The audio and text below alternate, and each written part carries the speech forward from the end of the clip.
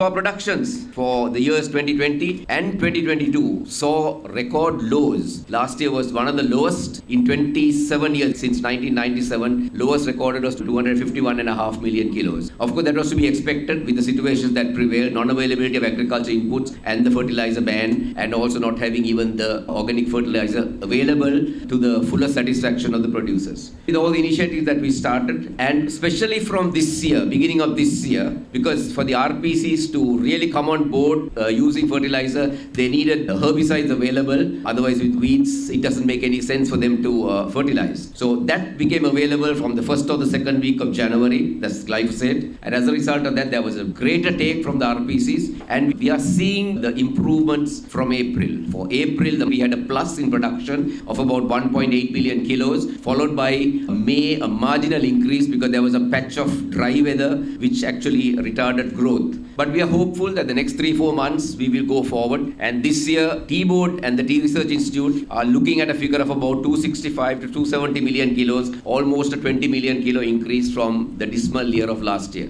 Even though situations look somewhat dismal, there is a little silver lining in the horizon. Is the Memorandum of Understanding signed between Sri Lanka and Iran to trade tea for the oil dues that we have to make good with them. And we must not forget that Iran was one of the first countries that came forward to consent to the debt restructuring process. And that MOU talks of the equivalent of $5 billion per month supplies of tea to be made from Sri Lanka to Iran. And that doesn't entail anything. Iranian does not have to find dollars, nor Sri Lankan exporters have to go around dollars. It's all done in rupees. So that will actually really boost up our sales to Iran or regain that market once again. We still continue to pay the highest wage in all the wages boards. India, even today in Assam, is 250 rupees. This is the reality. They have to plug 34 kilos for the base wage. The narrative that is out there is not fact. The untruths, the bias, the misreporting has elevated itself by its own to a plinth, and we want to bring it down and to show reality and the truth. The government is in an effort of changing the labor laws.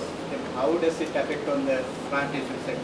It goes both ways. It's to protect the labor as well as the plantation sector. So we can't have one side and let the other side be let down. The labor laws will be affected because these are all draconian laws that we have in our country. So we need to change with the times. So it will be all for everybody's benefit, not only for the labor.